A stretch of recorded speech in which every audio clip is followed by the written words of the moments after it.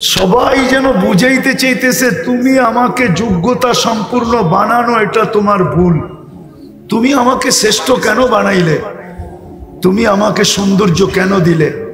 তুমি আমাকে কর্মযোগ্য কেন বানাইলে? যুবকও যেন বুঝাইতে চায় আমি আকর্ষণের পাত্র কেন বানাইলা? আমাকে তৃতীয় লিঙ্গ বানাইতা তাই ভালো ছিল, মানুষ দেখতো আর খালি হাততালি দিত। অন্য ভাষায় বুঝাইলাম, এটাই মনে হয় ভুল হয়ে গেছে। বিদায় আসেন, শেষ জায়গায় চলে আসছি, আর লম্বা করতে চাইতেছি না। মানুষকে আল্লাহ নিশ্চয় দিছেন একটা মেসেজ বোঝানোর জন্য, যে মানুষ ভালো মতে বুঝো, আমি ছাড়া যেরকম তোমার অস্তিত্বের কোনো বিকল্প চিন্তা ছিল না, আল্লাহ ব্যতীত মানুষের অস্তিত্বের কোনো বিকল্প চিন্তা আছে না নাই? আছে? আল্লাহ ছাড়া মানুষকে অস্তিত্ব দিতে পারবে কিনা? কোনো বিকল্প চিন্তা আছে কিনা?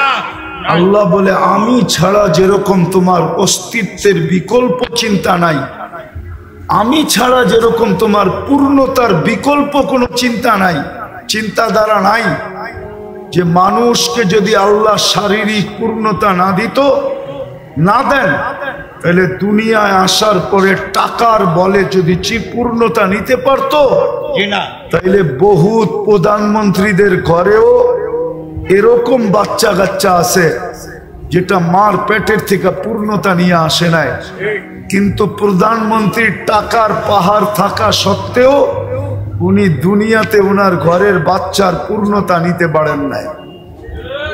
আঙ্গুল দিয়ে দেখাবো? দুই চারটা দেখানো যায়, নাম সহ দেখানো যায়, নাম সহ। পূর্ণতা নেওয়ার কোনো সুযোগ নাই।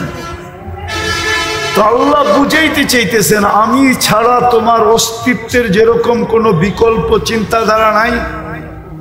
মানুষ চিন্তা করছিল, চিন্তা যে মার পেট ছাড়া টেস্ট টিউব বেবি বানাবে, টিউবের ভিতরে বানাবে, টিউবের ভিতরে, মার পেট ব্যবহার করবে না। কিন্তু বিজ্ঞান বানাইছিলেন, কিন্তু পরে দেখছেন যে এটা দিয়ে কোনো কর্ম করা যাবে না। যেরকম যদি বুঝাই, বুঝবেন কিনা জানি না, ঢাকা শহরে বাস করেন তো, গ্রামগঞ্জে যান না, কোত্থেকে বুঝবেন?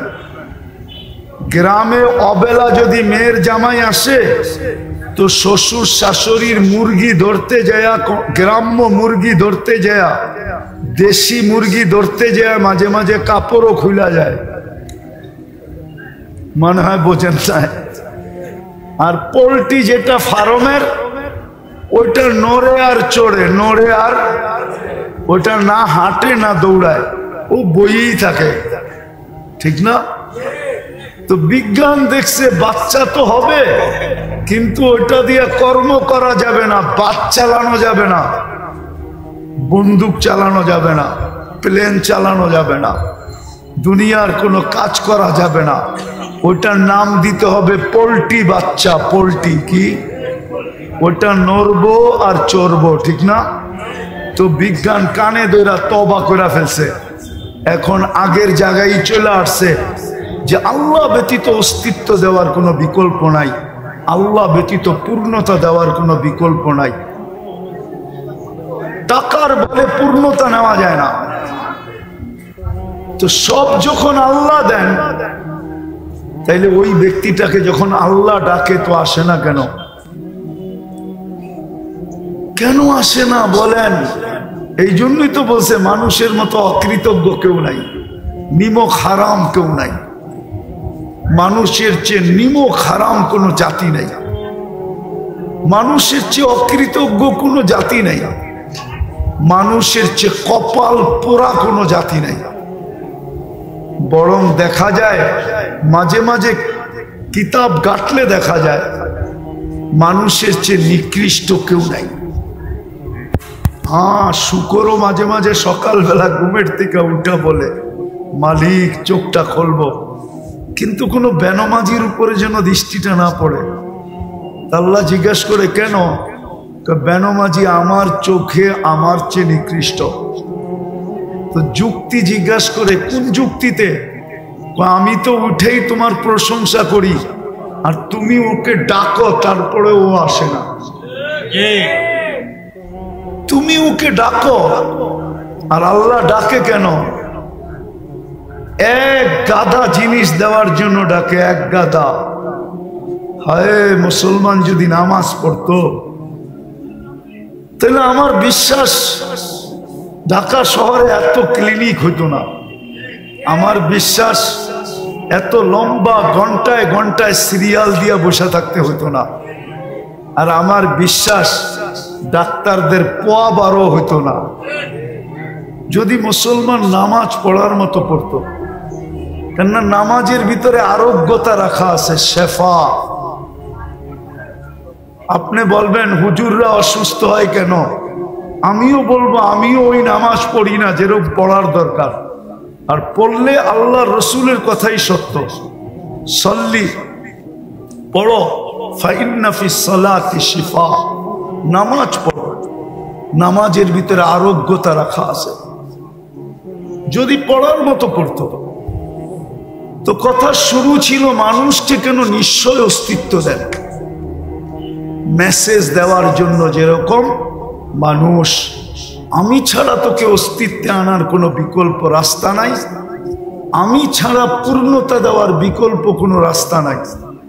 ঠিক তদ্রূপ আমি ব্যতীত ভালো মতে বোঝ, তোর এই জীবনটা, ছোট জীবনটা গুছানের কোনো বিকল্প রাস্তা নাই।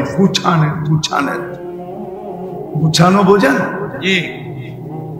এই 60-70 বৎসরের জীবনটা যদি গুছায়া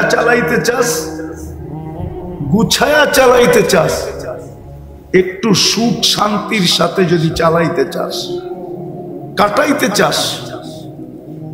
এই জন্য বাংলায় একটা প্রবাদ বাক্য আছে, পরিশ্রম ধন আনে। এটা আমিও মানি, পরিশ্রমে ধন আনবে, কিন্তু সুখ আনতে পারবে না। বাংলায় প্রবাদ বাক্য আছে, পুণ্যে আনে সুখ। কি পুণ্য বোঝেন? কি নেকে আনে সুখ। আল্লাহ সুখ দেয়, আল্লাহ সুখ দেয়।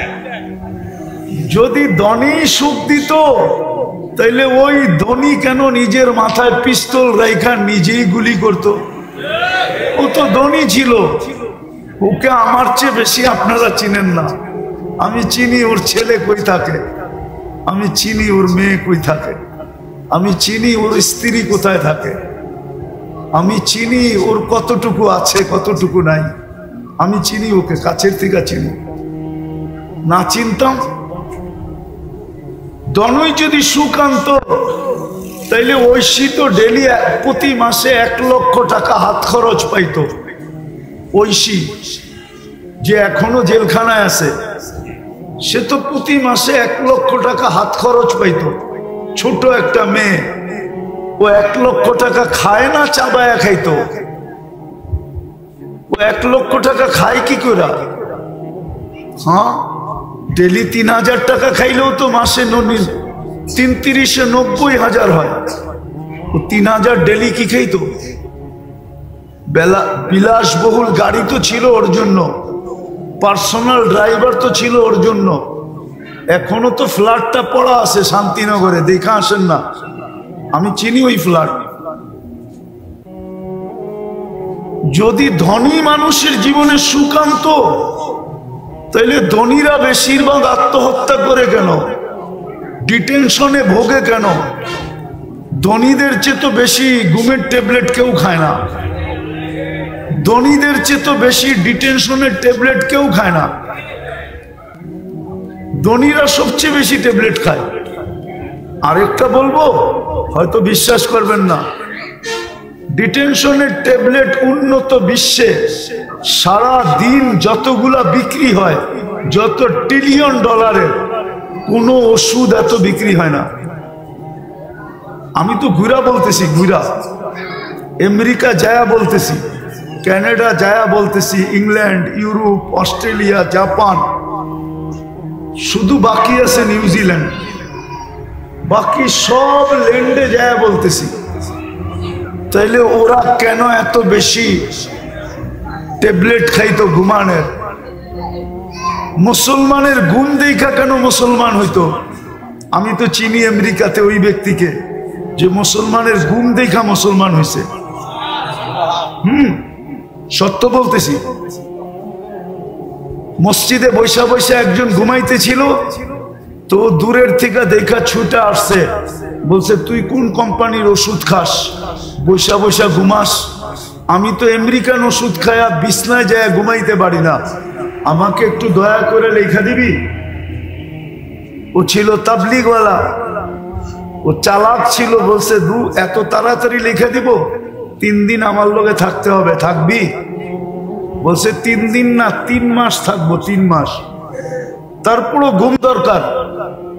তো 3 দিন জামাতে থাকার পরে মুসলমান হয়ে গেছে। 2019-এর কাহিনী বলতেছি। আমি ইস্তেমায় গেছিলাম আমেরিকার, তা আমি বয়ান করে নামতেছিলাম, আর ও পিছে বয়া ঘুমাইতেছিল বৈশা বৈশা। তা আমি আইসা ওরে খোঁচা দিয়ে জিজ্ঞাসা করছিলাম কোন কোম্পানির ট্যাবলেট খাস, আমাকে লেখা দিবি? তো আমাকে হাইসা দিয়া বলতেছে 3 দিন সময় দিতে হইব, তাইলে লেখা দিব। অথচ আমি ইস্তেমার বয়ান করে নামলাম। সত্য এটা, ভাবেন, নাইলে ছোট জীবনটা কেটে যাবে। সুখের আশায় দৌড়াইতে থাকবো, কিন্তু কোনোদিন সুখ দেখবো না। সত্য এটাই। পুণ্যে আনে পরিশ্রম কি আনে? আলস্য দারিদ্রতা আনে মানি, কিন্তু দুঃখ আনতে পারে না। পাপে আনে দুঃখ, পাপে পাপে। মানুষের জীবনে দুঃখ আসে পাপের কারণে, অলসতার কারণে মানুষের জীবনে দুঃখ আসে না। মানুষ দুঃখী হয় শুধু পাপের কারণে।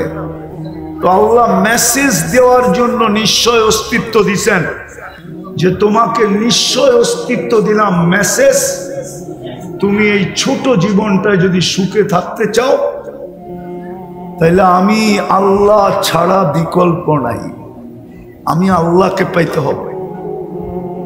যেমন দেখাইলাম অস্তিত্ব আল্লাহ ব্যতীত বিকল্প, পূর্ণতা আল্লাহ ব্যতীত বিকল্প, সুখ আল্লাহ ব্যতীত বিকল্প, কোনো কিছুই আল্লাহ ব্যতীত বিকল্প নাই। সবকিছুর ভান্ডার কিন্তু ওনার কাছে। নইলে দৌড়াইতে থাকবো, যেমন আজকে দৌড়াইতেছি। রাত্রেও তো এখান দিয়ে যাই, রাত্রেও যাই 2টা 3টা 4টা বাজে, দেখি এই কাউন্টার গুলা সব খোলা, কর্মরত মানুষগুলা এখানে ব্যস্ত, চা বিক্রি হইতেছে, এটা হইতেছে, সেটা হইতেছে। সবাইকে যদি জড়ো করে জিজ্ঞাসা করি, রাত্রটা তো ঘুমের জন্য ছিল, তুমি কেন সজাগ? রাত্রটা তো ঘুমের জন্য ছিল। রাত্রের 1 ঘন্টা ঘুম দিনের 5 ঘন্টার ঘুমের সমান হয় না। ওয়াজআলনা লাইলা লিবাসা ওয়াজআলনা নাওমা সুবাতা। রাত্র বানানো হয়েছে ঘুমের জন্য, দিন বানানো হয়েছে ওয়াজআলনা নাহারা মাআশা। দিন বানাইছি আমরা কর্মের জন্য, কিন্তু সাইদাবাদ তো 24 ঘন্টা কর্ম করে না, করে না? 24 ঘন্টা কর্ম করে। যদি জিজ্ঞাসা করি কর্ম করো কেন, আচ্ছা বলেন, লাউড স্পিকার বাইরেও খোলা আছে, শীত তো শুরু হয়ে গেল, ঠিক না? 2 দিন পরে কনকনে হবে, ঠিক না? এই কনকনে শীতের রাত্রে ল্যাব গায়ে দিয়া 2 জনে ঘুমানো সবচেয়ে মজা। 2 জন বলছি, কিন্তু ল্যাব গায়ে দিয়া 2 জনে ঘুমানো সবচেয়ে মজা, না সাইদাবাদের কাউন্টারে বইয়া টিকিট বেচা মজা? মানুষ হিসাবে বলেন কোনটা মজা? হ্যাঁ, শীতের দিন, কনকনে শীতের দিন, সকালবেলা ল্যাপের ভিতরে 2 জনে ঘুমানো মজা, না সকাল সকাল ওইটা রাস্তা দিয়ে হাঁটতে হাঁটতে কর্মের দিকে যাওয়া মজা? কোনটা মজা? আরে বলেন না। ঘুমে মজা, কিন্তু ওকে যদি জিজ্ঞেস করি ও বলবে সুখের জন্যই তো এখানে বসে আছি। কিসের জন্য? সুখের জন্য। তো সুখ ছাইরা সুখের জন্য বসে আছে। আপনি আমাকে যুক্তি দিয়া বুঝান, এটা কোন যুক্তি? সুখ তো মিলে না, সুখের আশাই তো ছুটতেছে। শীতের দিন তো সকালবেলা ফজরের পরে দেখি, আমি তো খিলগাঁই থাকি, ঢাকা শহরেই থাকি, রাস্তাগুলার ভিতরে মানুষের স্রোত যখন দেখি সকালবেলা, তো নিজের মনটাই বলে হায় সুখের আশায় সুখ ছাইড়া কনকনে শীত গায়ে নিয়া ছুটতেছে সবাই। কিন্তু সুখ তো এখানে নাই। মানুষকে আল্লাহ এই মেসেজ দেওয়ার জন্য নিশ্চয় অস্তিত্ব দিছেন। মানুষ বোঝ, তোকে নিশ্চয় অস্তিত্ব দিলাম, পূর্ণতা আমি ছাড়া বিকল্প কোনো রাস্তা নাই, অস্তিত্ব আমি ব্যতীত বিকল্প কোনো রাস্তা নাই, তোকে স্বয়ং সম্পূর্ণ করা আমি ব্যতীত বিকল্প কোনো রাস্তা নাই। বিজয় তোর দিলের ভিতরে কাত, এই ছোট জীবনটাও সুখী হওয়ার জন্য আমি ব্যতীত বিকল্প কোনো রাস্তা নাই। এই জন্য আল্লাহ মেসেজ দেওয়ার জন্য নিশ্চয়। দ্বিতীয়টাও বুঝাইতেছি, শেষ জায়গায় চলে আসছি। দ্বিতীয়টাও শেষ জায়গায় চলে আসছি, দ্বিতীয়টাও বুঝাইতেছি। এই জীবনটাই তো জীবন না, 60-70 বছর, তারপর চলে যেতে হবে। যেটা চিরদিন, ওইখানেও যদি সুখ পাইতে চাই, আর যদি বলি প্রবাদ বাক্য, নগদ যা পাও হাত পেতে নাও, বাকির খাতায় শূন্য থাক, তাইলে আপনাকে বুঝায় কোনো লাভ নাই। ইনশাআল্লাহ আপনি একদিন সচক্ষে দেখবেন যে বাকির খাতায় শূন্যই আছে, আপনার প্রবাদ বাক্যই থেকে যাবে। এই জন্যই কোরআন বলছে আফা হাসিবতুম আন্নামা খালাকনাকুম আবাস। ও মানুষ, কোন সৃষ্টি যদি অনার্থক সৃষ্টি না হয়, তাহলে তোর মতো সৃষ্টির সেরা মানুষটা অনার্থক হয় কি করে? যাকে আমি সৃষ্টির ভিতরে সবচেয়ে সৌন্দর্য দিলাম, ওটা অনার্থক হয় কি করে? যাকে সৃষ্টির ভিতরে সবচেয়ে সুন্দর গঠন দিলাম, ওটা অনার্থক হয় কি করে? যাকে আমি দুনিয়াটা হাতে উঠায় দিয়া দিলাম, ওটা অনার্থক হয় কি করে? যাকে দুনিয়ার আধিপত্য দিলাম, সেটা অনার্থক হয় কি করে? সর্বশেষ যেই মানুষটাকে আমি খলিফা, আমার প্রতিনিধি হিসাবে ঘোষণা দিলাম, ওটা অনার্থক হয় কি করে? যেই মানুষটাকে জন্ম নিতে দেরি, সৃষ্টি শ্রেষ্ঠ সৃষ্টি, मिले खाक में अहले शाह कैसे कैसे, जमी खा गई नौजवान कैसे कैसे, अजल ने न छोड़ा किसरा न दारा, उसी से सिकंदर सा फाते भी देहारा, हर एक लेके क्या क्या हसरत सुधारा, पड़ा रह गया यही ठाट सारा। ঐতিহ্য পড়া থাকবে, ঐতিহ্য। সোনার গায়ে ঐতিহ্য পড়া আছে, লালবাগ কিলায় ঐতিহ্য পড়া আছে, আহসান মঞ্জিলে ঐতিহ্য পড়া আছে, বিক্রমপুরে ঐতিহ্য পড়া আছে, রাজবাড়িতে ঐতিহ্য পড়া আছে, হাজারো ঐতিহ্য পড়া আছে, হাজারো ঐতিহ্য পড়া আছে। এখনো গণভবন পড়া আছে, গণভবন ঐতিহ্য পড়া আছে। আল্লাহ বলে, কবিও বলে ঐতিহ্য পড়া থাকবে। ছোটবেলা অনেক বাস কোম্পানি দেখতাম, যাদের নাম এখন পর্যন্ত একটাও নাই, শুধু একটা আছে, ইগলের কিছু বাস এখন দেখা যায়, বাকি পুরান কোম্পানির একটাও নাই, শুধু ইগলটা দেখা যায়। ছোটবেলার বাসের কোম্পানির কথা বলতেছি। বড় দাপট ছিল, বড় দাপট ছিল। রাগ হয়ে যাবেন বললে? না, পরিবহন রাগ হয়ে যাবে। বলবো, পরিবহন গুলার ব্যবহারে মনে হয় এরা যাত্রীকে বিনা পয়সায় নিয়ে যায়, বিনা পয়সায়। এরকম এরকম রাব ব্যবহার করে কাউন্টার থেকে নিয়া পায়ে হাত দিয়া বলতেছি, রাগ হয়েন না, কন্ট্রাক্টর থেকে নিয়া সবাই এরকম রাব ব্যবহার করে, মাঝে মাঝে মনে হয় বিনা পয়সায় নেওয়া যায় কি, কিন্তু আসলে এদের পরিবহন চলে তো জনগণের মাধ্যমে, ঠিক না? জনগণ যদি বলে আমরা 11 নম্বর পরিবহন ব্যবহার করব, আজকের থেকে কোনো পরিবহনই ব্যবহার করব না। 11 নম্বর চিনেন? দূর মিয়া, এটাও চিনেন না, ঠিক না? এই দুইটা পাও, এটা হলো 11 নম্বর। 11 নম্বর 11 নম্বর পরিবহন ব্যবহার করব, আর কোনো পরিবহনই ব্যবহার করব না। তাইলে দেখেন আপনাদের জনগণের পাও ধরে কেমনে। রিক্সাওয়ালারা যদি ব্যবহারই না করেন, ঢাকা শহরের কত বড়, কিন্তু আমরা অলস হয়ে গেছি বিদায় 5 টাকার ভাড়া 50 টাকা দেওয়া যায়, ঠিক না? 20 টাকার ভাড়া 100 টাকা দেওয়া যায়, ঠিক না? হ্যাঁ, এই জন্যই তো আমরা অসুস্থ। সব ফার্মের মুরগি হয়ে গেছে, 1 কিলো হাঁটতে পারে না, ঠিক না? হ্যাঁ, তো যেটা বুঝাইতেছিলাম, দুনিয়াটা চলবে না আল্লাহ পাওয়া ছাড়া। লেখালন এই জন্যই আপনাকে নিশ্চয় অস্তিত্ব দেয়, মেসেজ, এটা মেসেজ। আল্লাহ ছাড়া তোমার এই দুনিয়ার ছোট জীবনটা চলবে না। একটা কাহিনী শোনাবো,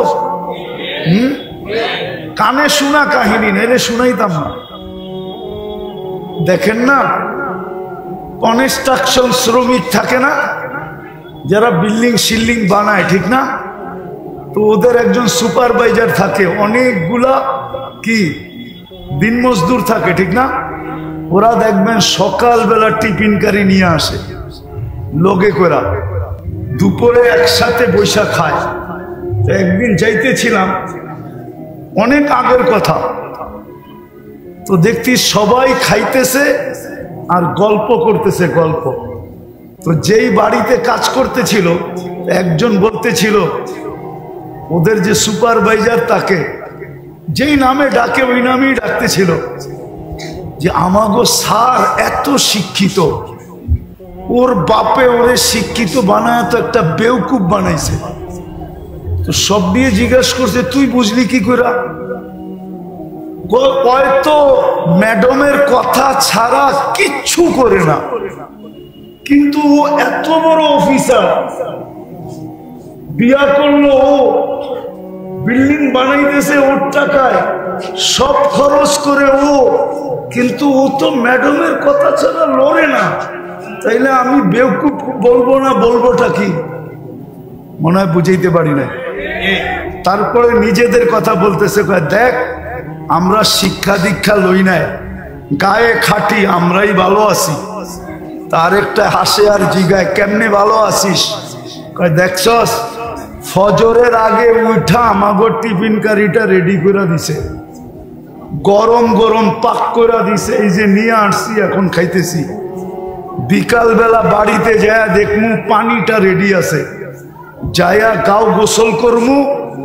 তারপরে বউ বলবে ছেলে পেলেকে, তোরা একটু দূরে যা, তোর আব্বা সারাদিন খাইতে আইছে, একটু আরাম করো। তোরা যদি বিরক্ত করস তাহলে আরাম করতে পারবে না, কালকে আবার কাজে যাইতে হবে। যদি অসুস্থ হয় তাহলে সংসার চলবে না, তোরা একটু দূরে যা, তোর আব্বা আরামে ঘুমাক। তারপরে বউ আইসা একটু গায়ে পায়ে তেল লাগায়া দেয়, তাইলে আমরা বালা আছি না তো সারে বালা আছে?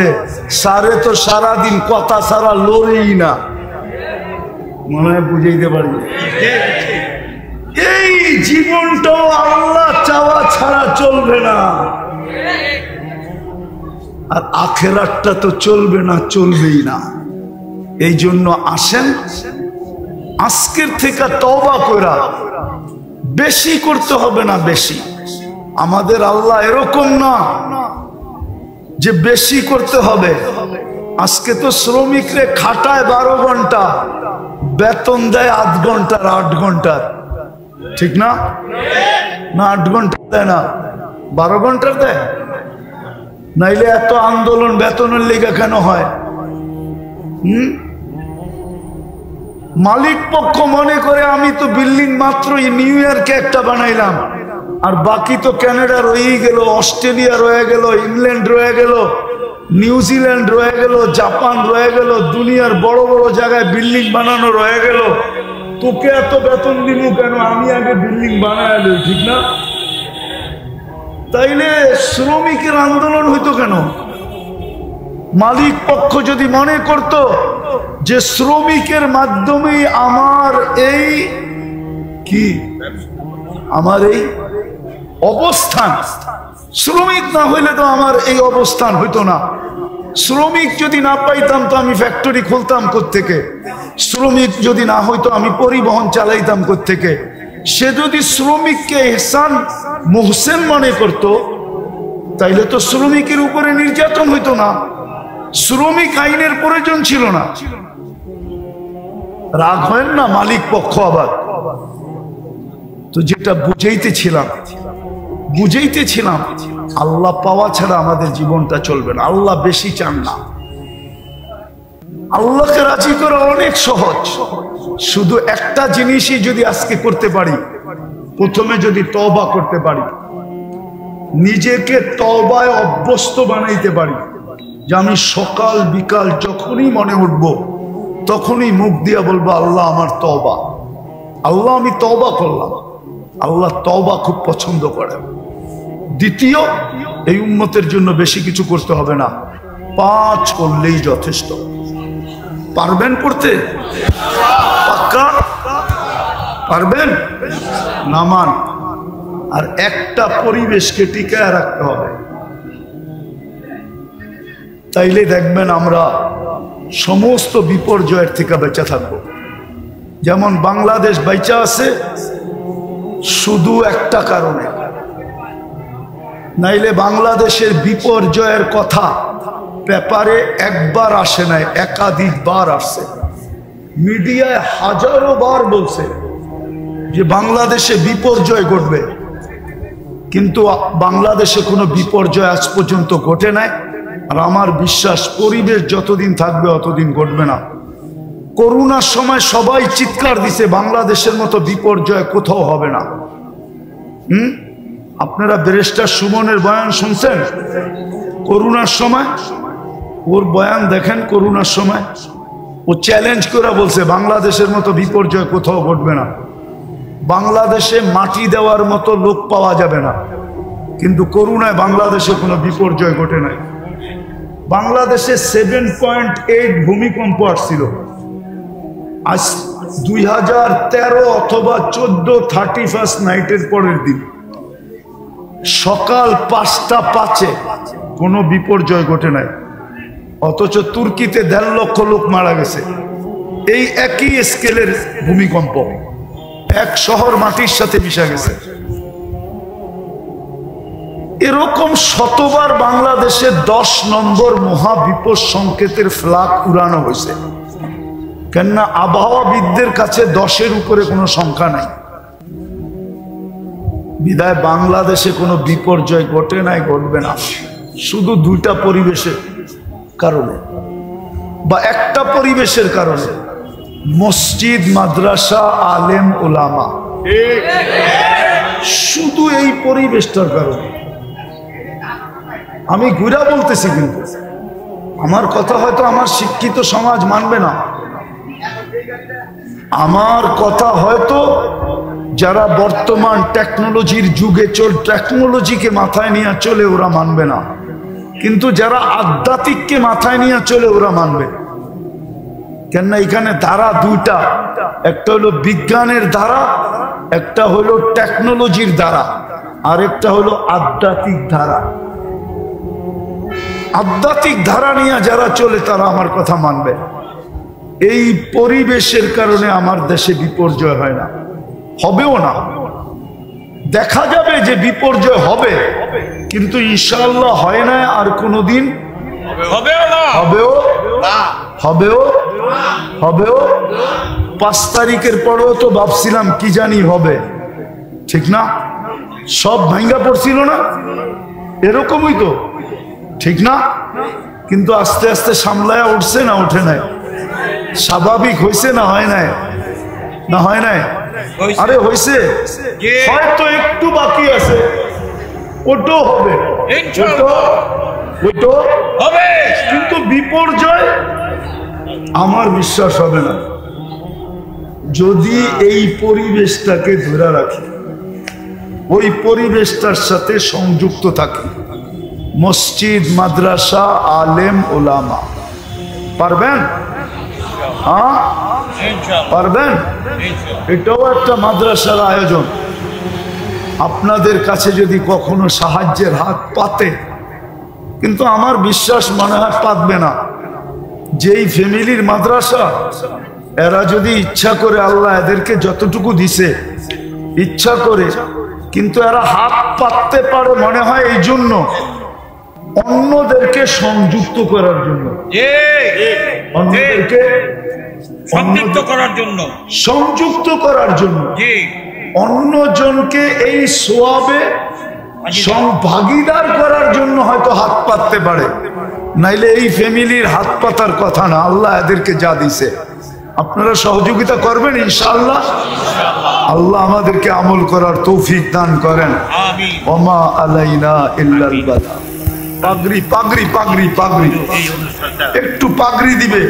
বসেন বসেন বসেন, পাগড়িটা দেখা যান, পাগড়িটা দেখা যান। আলহামদুলিল্লাহ, আপনারা জেনে খুশি হবেন যে আপনাদের প্রাণপ্রিয় প্রতিষ্ঠান দারুল উলুম আল কুরআনিয়া মাদ্রাসা ও কমপ্লেক্সের 5 জন ছাত্র যারা হিফজ সম্পন্ন করেছেন, তারা এখন হযরতের কাছ থেকে পাগড়ি নিবেন। 1 নম্বরে আসছেন হাফেজ মোহাম্মদ তুফাইল আহমদ, পিতা ইলিয়াসউদ্দিন, থানা নান্দাই, জেলা ময়মনসিংহ। তারপরে হুজুরের কাছ থেকে পাগড়ি নিবেন মোহাম্মদ মিজানুর রহমান, পিতা হাসান আলী, থানা কুমারখালী, জেলা কুষ্টিয়া। তারপর পাগড়ি নেবেন হাফেজ মোহাম্মদ আব্দুল ওয়াহাব, পিতা গুফরানুদ্দিন, থানা কদমতলী, জেলা ঢাকা।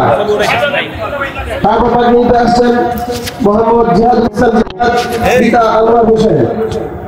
তারপর পাগড়ি নিতে আসছেন হাফেজ মোহাম্মদ উবাইদুল্লাহ, পিতা হাসান উদ্দিন। এবছর যারা আদব বিভাগে উচ্চতর সাহিত্য বিভাগ থেকে ফারেক হয়েছেন, তাদেরকে নজর রাখতে পারছেন। 1 নম্বরে আসছেন মোহাম্মদ আবুল ইসলাম, পিতা সুরেজ আলী, মোহাম্মদ ইব্রাহিম খলিল, পিতা রফিকুল ইসলাম, মোহাম্মদ জুনাইদ আহমদ, পিতা আব্দুল মতিন। তারপর পাগড়ি নিতে আসছেন মোহাম্মদ আবুল কালাম, পিতা সোহরাব আলী, জেলা সিরাজগঞ্জ। তারপর পাগড়ি নিতে আসছেন মাওলানা তরিকুল ইসলাম, পিতা মিজানুর রহমান। তারপর পাগড়ি নিতে আসছেন মোহাম্মদ আবু নাঈম, পিতা হাফিজউদ্দিন, জেলা ময়মনসিংহ। তারপর পাগড়ি নেবেন মোহাম্মদ আমির হামজা, পিতা হাফিজুর রহমান, জেলা ফরিদপুর।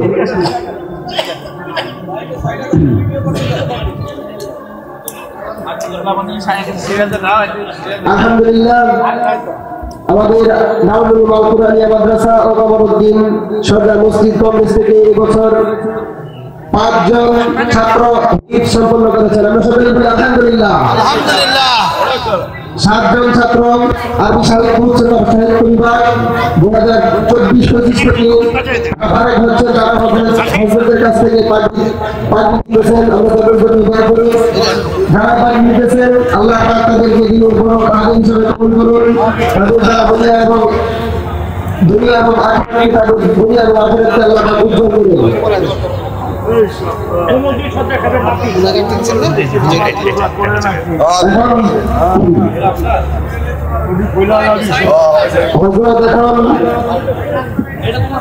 পাখি পড়িয়ে দিচ্ছেন কমরউদ্দিন সরকারের বড় নাতি রিবেল ভাইকে হযরতে নিজে হাতে পাখি পড়িয়ে দিয়েছেন। বলেন জাযাকাল্লাহু খাইর। মাশাআল্লাহ, আপনারা অত্যন্ত সুন্দরভাবে পাখি বদল অনুষ্ঠান দেখলেন। সকলে মেহরবানি করে একটু সাইড দিয়ে দিন ভাই, হুজুরকে একটু সাইড দিয়ে দিন, কেউ মুসাফার জন্য হাত না বাড়ায়।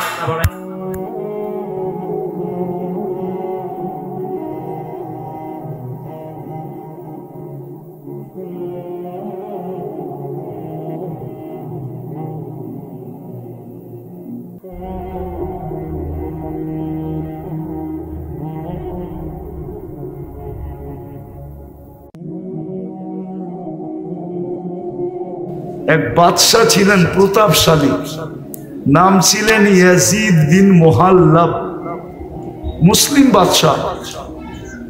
মালিক ইবনে দিনার রহমতুল্লাহ আলাইহির জমানায় বড় আল্লাহওয়ালা ছিলেন মালিক ইবনে দিনার, ওলামারা চিনে। তো উনি ওনার দিকে একটু বাঁকা চোখে দেখছিলেন, বাঁকা চোখে। তো বাদশাহ ডাইকা জিজ্ঞাসা করছে, তুমি তো আমার রাজত্বেই থাকো, তুমি কি আমাকে চিনো না?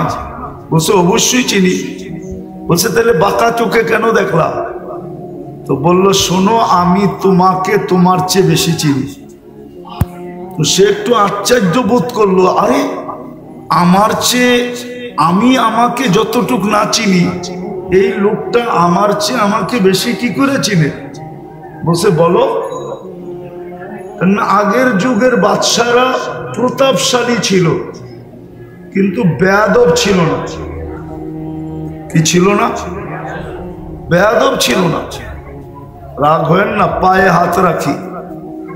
আজকাল তো মানুষ একটু ক্ষমতা পাইলে শুধু প্রতাপশালী হয় না, বেয়াদব হয়, আদব কায়দা হারায় ফেলে, ঠিক না? আদব কায়দা, কথা বলারও ঢং জানে না। তো বাদশাহ জিজ্ঞেস করলো, তুমি আমাকে আমার চেয়ে বেশি কিভাবে চিনো? তো মালিক ইবনে দিনার রহমতুল্লাহ আলাইহি বলতেছিলেন, আমা কানা আউয়ালুকা নুতফা, তোমার উৎস কি বীর্য ছিল না? তোমার তৈরি তো বীর্য থেকে, ঠিক না? আরে কি সত্য তো? দুর্গন্ধময় নিকৃষ্ট একটা পানি থেকে।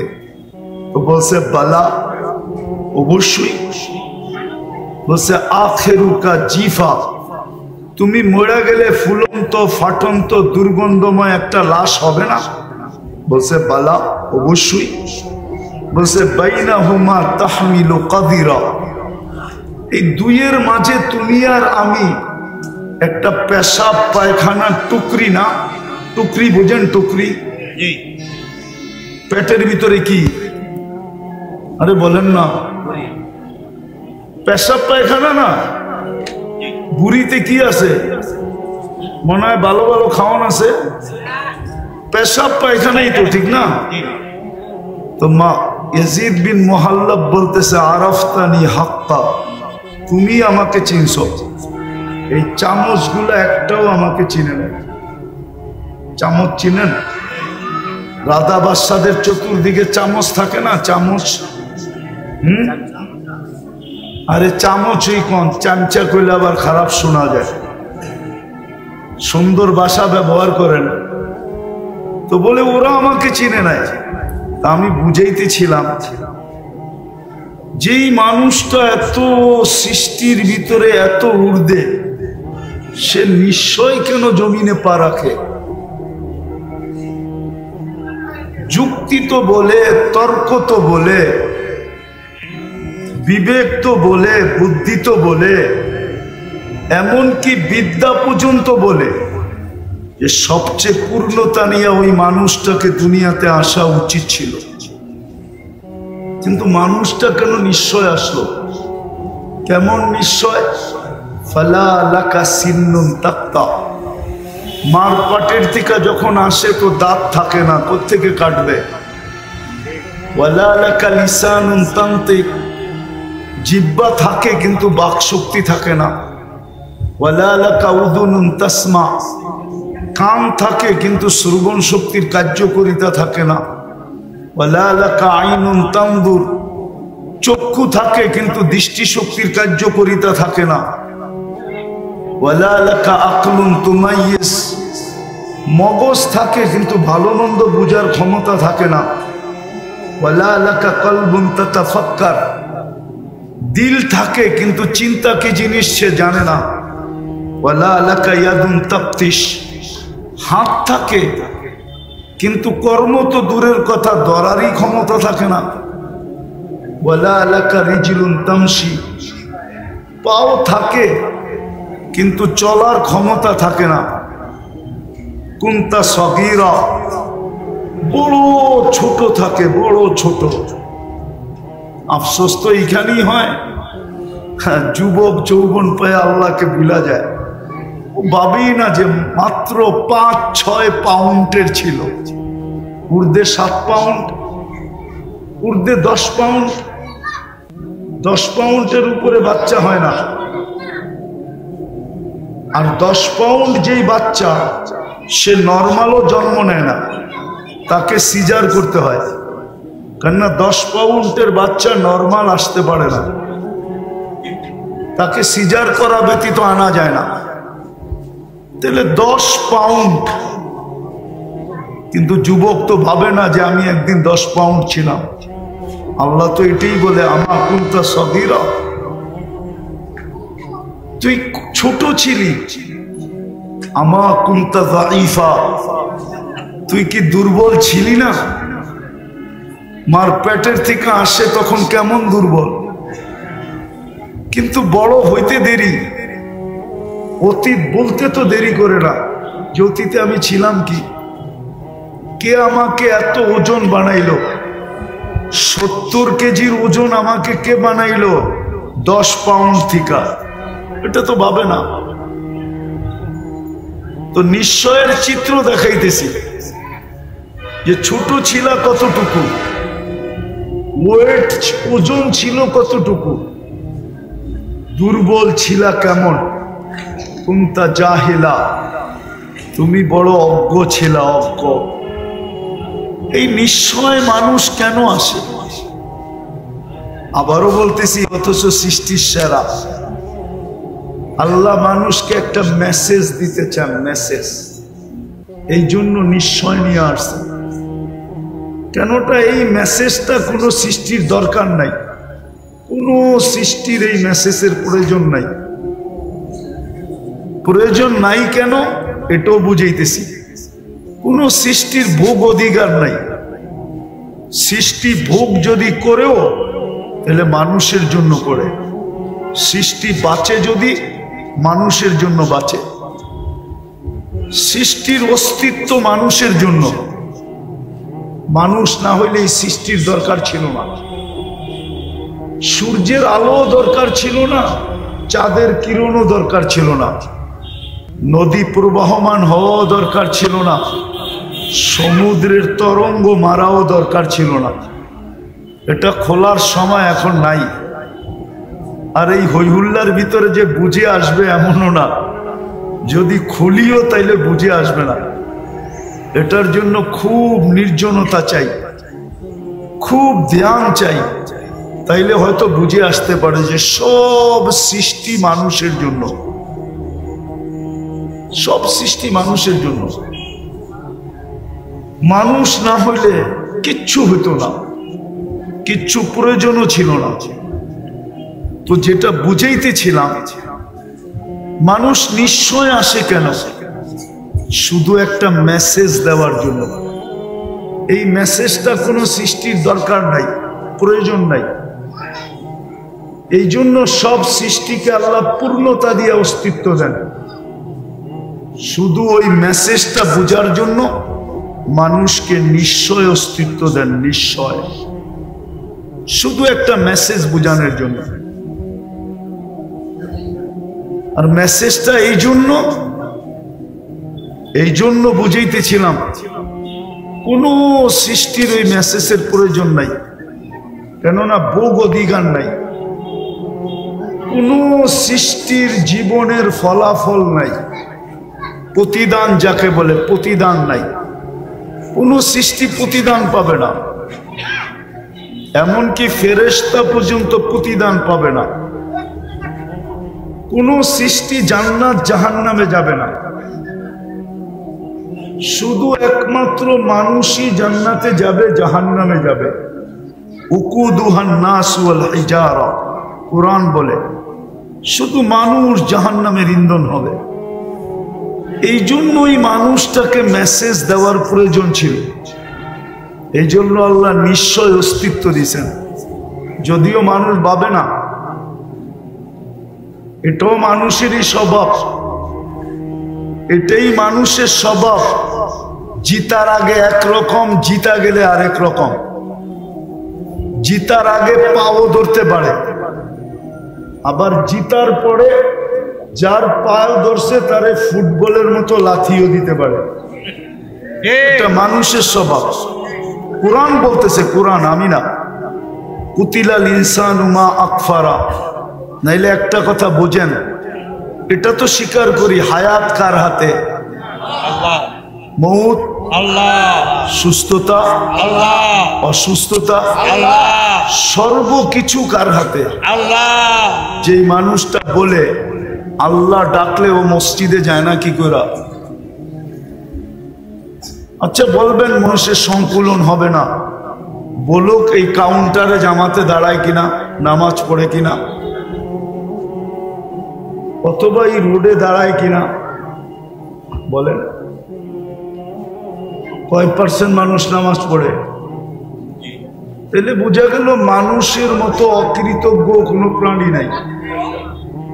বিশ্বাস করে যে মউত আল্লাহর হাতে, মউত হায়াত আল্লাহ। নাইলে প্রবাদ বাক্য কেন আসলো, রাখে আল্লাহ মারে কে? কিন্তু মিডিয়ালারও লেখে মাঝে মাঝে যে রাখে আল্লাহ মারে কে, মারে আল্লাহ রাখে কে। বিশ্বাস তো করে, কিন্তু আল্লাহ ডাকলো, কে ডাকলো? আল্লাহ। আজান কার ডাক? আল্লাহ। আল্লাহ ডাকলো। ও বিশ্বাস করে আমার হায়াত আল্লাহর কাছে, হাতে, মউত আল্লাহর হাতে, আমার কর্ম আল্লাহর হাতে, আমার সুস্থতা আল্লাহর হাতে, আমার এভরিথিং আল্লাহর হাতে। বুঝলাম নাস্তিক যারা ওরা মানে না, কিন্তু আমরা তো নাস্তিক না। নাস্তিক না, আল্লাহকে মানি না, স্বীকার করি না। অবশ্যই। তাহলে আমরা কেন ডাকে আসি না? আমাকে যুক্তি দিয়া বুঝান, ও কেন আসে না? তাহলে বোঝা গেল আল্লাহর কথা সত্য। মানুষ তোর চেয়ে অকৃতজ্ঞ কেউ নাই। মানুষ সবচেয়ে অকৃতজ্ঞ। কুতিলাল ইনসানু মা আকফারা। অকৃতজ্ঞতা মানুষকে খায়া ফেললো।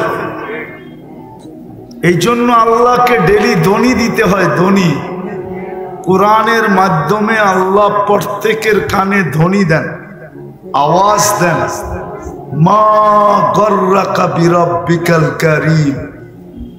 দয়ালু আল্লাহর থেকে তোকে বিমুখ করলো কে? এত দয়ালু আল্লাহ। চলেন দয়ার একটা দৃষ্টান্ত দেখাই, দয়ার একটা দৃষ্টান্ত দেখাই। এক কোম্পানি নিয়ে আসেন এখান থেকে আমাকে, যে কোনো প্রতিবন্ধীকে চাকরিতে রাখছে। অনেকগুলা কোম্পানি, ওই মাথা থেকে এই মাথা পর্যন্ত পরিবহনের, ঠিক না? একটা কোম্পানি নিয়ে আসেন, সে একজন প্রতিবন্ধীকে কর্মচারী হিসাবে রাখছে, মাসের শেষে তাকে একটা বেতন দেয়। এই মনে করা যে সে প্রতিবন্ধী, কি করে খাবে? আল্লাহ আমাকে অর্থ দিছে, আমি একজন প্রতিবন্ধীকে কর্মচারী হিসাবে রাখলাম। ও বলতেছে একজন রাখছে। একজন প্রতিবন্ধী বাংলাদেশে? হ্যাঁ, যদি প্রতিবন্ধীকেই এরকম বিত্তশালীরা, মার্কেট মালিক, দোকান মালিক, পরিবহন মালিক, মেল ফ্যাক্টরিওয়ালারা রাখতো, তাহলে বাংলাদেশে আর প্রতিবন্ধী আলাদেরকে কি অটো চালাইতে হইতো না, অটো চালাইতে হইতো না, ঠিক না? হ্যাঁ, আর প্রতিবন্ধীদের সুবাদে ভালো লোক অটো নিয়ে নামতো না, ঠিক না? অটো তো আগের থেকেই নাই, পরে নামবে কোথেকে? আর ঘুরতে ঘুরতে আজকে আন্দোলন পর্যন্ত গড়াইতে হইতো না। কিন্তু প্রতিবন্ধীকে তো কেউ চাকরিতে রাখে না, গেলেই প্রথম ধাক্কা দেয়, তুই প্রতিবন্ধী। তো যেটা বুঝাইতেছিলাম, বুঝাইতে যে আল্লাহর মতো দয়ালু, মা গর্রাকা বিরাব্বিকাল কারীম, এই ধ্বনি দিতে হতো না, এই ধ্বনি দিতে হতো না যে আমার মতো দয়ালুর থেকে তোকে বিমুখ করলো কে?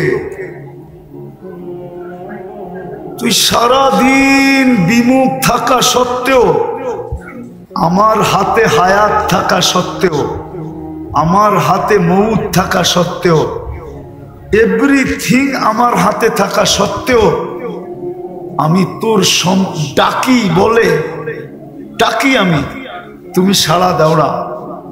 তারপর আমি তোমার সব কিছু বহন করতেছি। বলেন এরকম দাতা কই পাবেন? একটু ভাবেন, বিবেক দিয়ে ভাবেন, কাজে দিবে কিন্তু। নাইলে এই কথা বলতে পারবেন না, এই কথা বলতে পারবেন না। আপনি যুক্তি দিবেন, তর্ক দিবেন, যুক্তি তর্কের জবাব কিন্তু এটার ভিতরে রাখা আছে। আপনার ব্রেনের ভিতরে আপনার যুক্তি তর্কের জবাব রাখা আছে, আপনার ব্রেনের ভিতরেই রাখা আছে। আপনি এটা বললে হবে না যে আমি কর্মব্যস্ততার কারণে পারি না। ড্রাইভার যদি বলে আমি চালক হিসাবে নামাজ পড়তে পারি না, আমি ওকে প্রশ্ন করব তোমাকে চালানের যোগ্যতা কে দিল? হ্যাঁ, কে দিল? আল্লাহ। আরে বলেন না আল্লাহ। আল্লাহ বলতে দ্বিধা করেন কেন? আল্লাহ বললে 40 নেকি মিলবে, 40 নেকি। কে দিল তাকে যোগ্যতা? আল্লাহ যদি জিজ্ঞেস করে যোগ্যতাটা কার ছিল বল।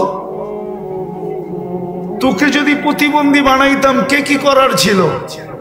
তোর মা বাবার চোখের পানি জড়ানো ব্যতীত আর কিচ্ছু ছিল না। চোখের পানি জড়াইতে থাকতো। আল্লাহর বিরুদ্ধে কেস কোথায় করত? হাইকোর্টে না সুপ্রিম কোর্টে না জজ কোর্টে না র্যাবের কাছে না আর্মির কাছে? কার কাছে করত? এই যে রাস্তায় যারা ডিউটি করে, এরা যদি বলে আমি ডিউটি করি, আমি নামাজ পড়বো কি করে?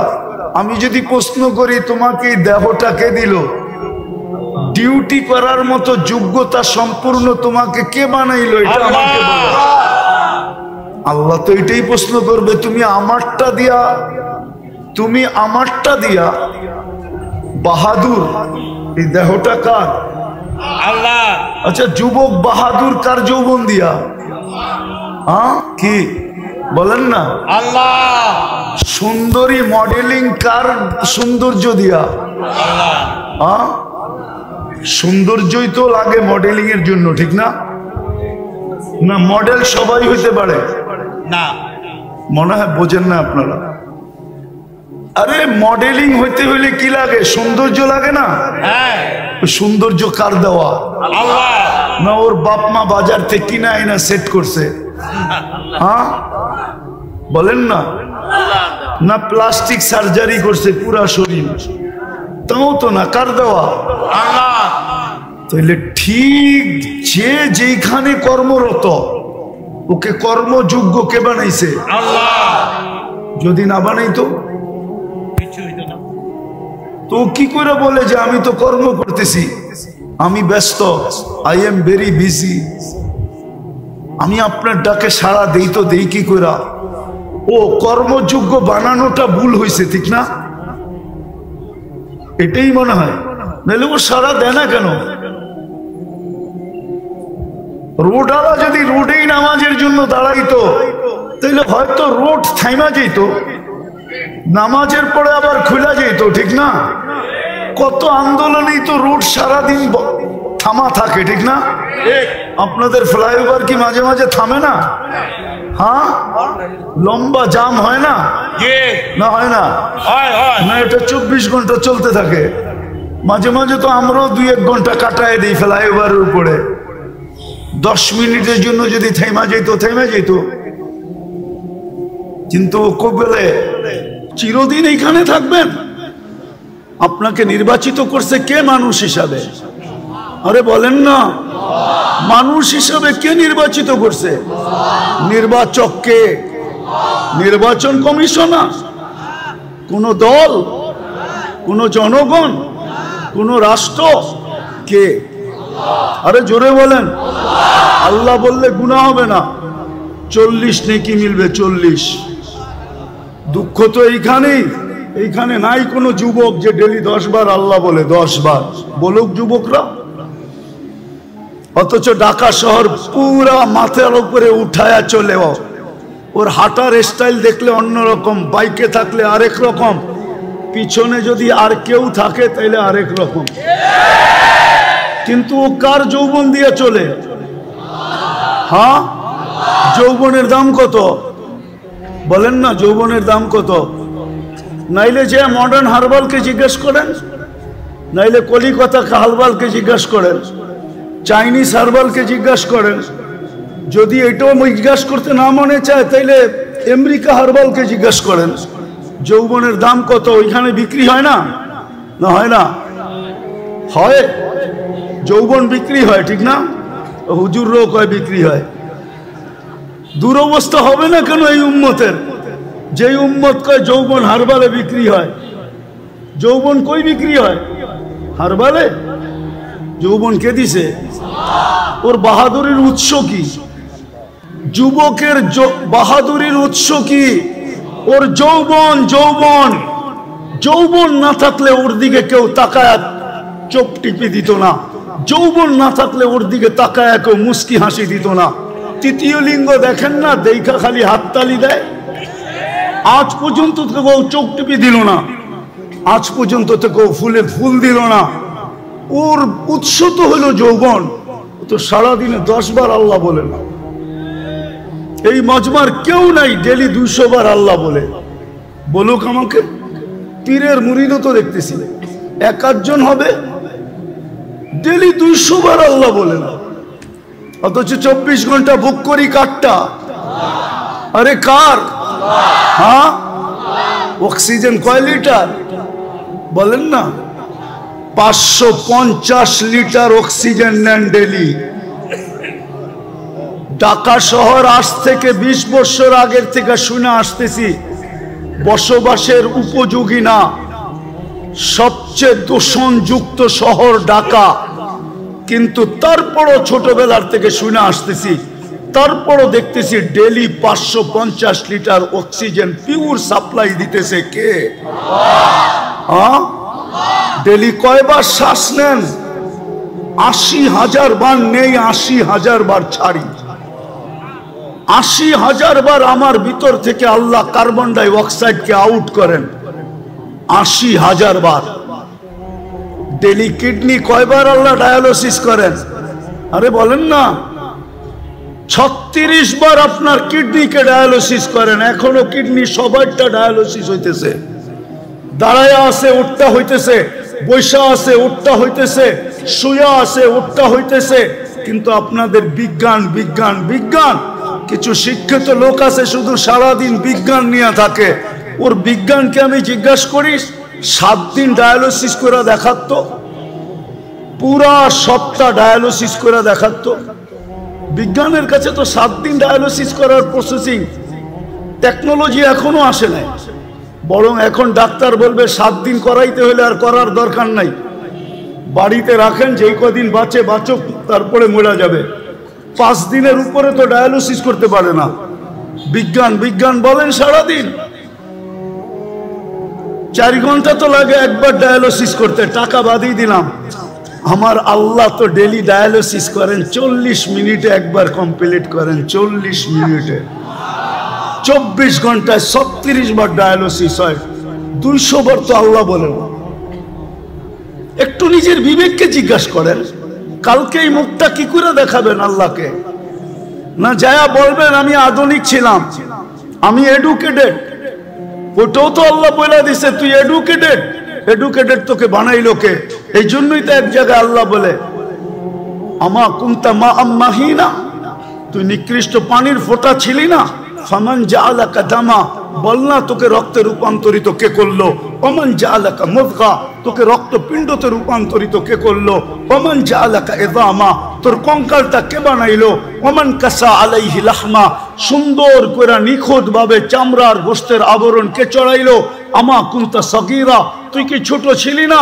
ফামান কাব্বারাক, বল না তোকে বড় কে করলো? দুনিয়াতে তো আমেরিকা তো এতটুক আছে শর্ট ফিগার, আজ পর্যন্ত 1 ইঞ্চি বাড়ায় দেখাইতে পারলো না। আল্লাহ বলে তোকে 6 ফিটের কে বানাইলো বল? আমা কুনতা যায়ীফা, তুই কি মার পেটের থেকে দুর্বল আসিস না? ও যুবক পায়ে হাত দিয়া জিজ্ঞাসা করি ফামান কওয়াকা, বল না তোকে সুঠামত কে দিল? আমা কুনতা জাহিলা, মার পেটের থেকে কি অজ্ঞ আসিস না?